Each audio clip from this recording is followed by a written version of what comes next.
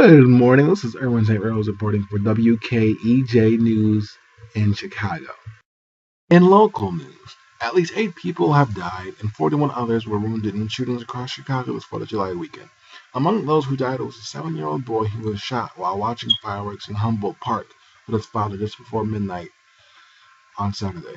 Amari Brown and his father were standing on a sidewalk in the 1100 block of North Harding when gunfire erupted around them, striking Amari and a 26-year-old woman, who was transported to John H. Stroger Jr. Hospital in stable condition, police said.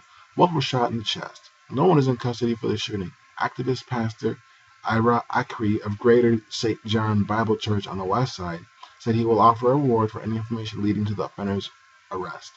Another victim of a fatal shooting was a 17-year-old boy who was shot near recently named Hadia Pendleton Park in the 4300 block of South King. The teen, identified as Vonzo Banks, a junior at Dunbar Vocational High School, was likely not the intended target, police said. The victims who survived the shooting were identified as a 26-year-old woman and a 17-year-old boy.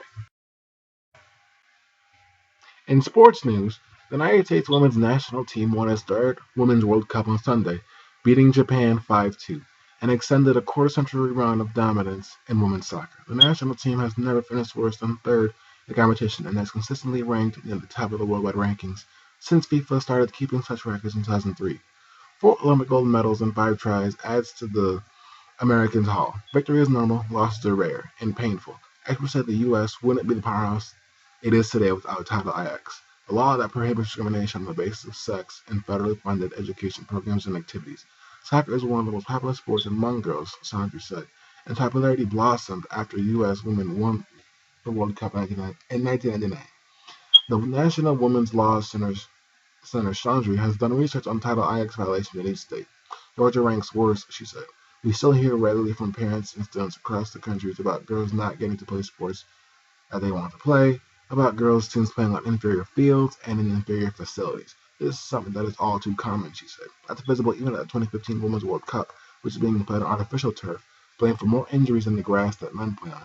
Even at this level, where women are playing in the final and they're at the most elite level that they can get to, they're still facing this kind of inequality. It speaks volumes about the work that we try to do as a country, Saunders said.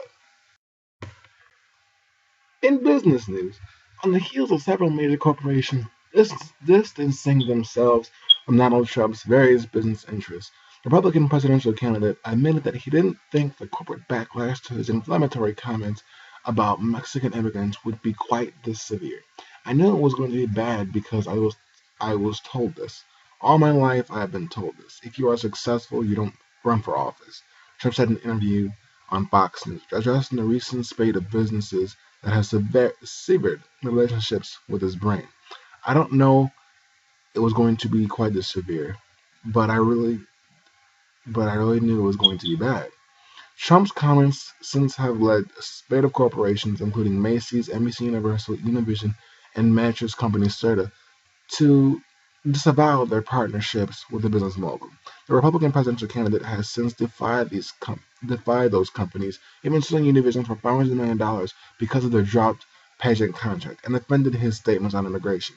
All in all, Trump said, his presidential run so far has been bad for my brand.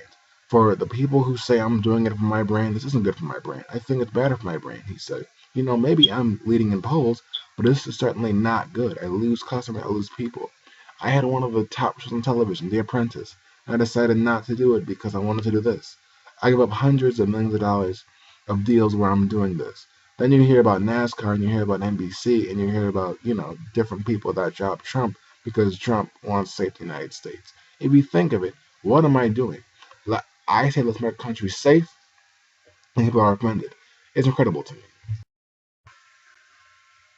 In national and world news, U.S. Secretary of State John Kerry and his Iranian counterpart were in nonstop negotiations with just 48 hours to go for the latest deadline for a nuclear deal. Kerry and Iran's Foreign Minister Mohammad Javad Zarif sat down in Vienna for talks, taking just a 30-minute break before resuming meetings in the early afternoon.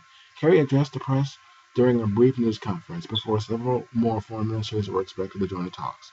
We have in fact made genuine progress, but we are not where we need to be on several of the most difficult issues, Kerry said. While I completely agree with Foreign Minister Zarif that we have never been closer at this point, this negotiation could go either way.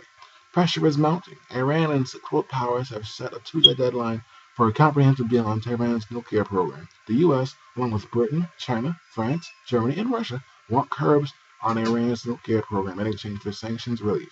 Officials said that a deal could be reached by Monday night at the earliest. If a deal is reached, Kerry must issue a report in writing to the Senate's Foreign Relations Committee by Thursday. This has been Erwin St. Rose reporting for the WKEJ News in Chicago. Have a great day. Until next time, Chicago.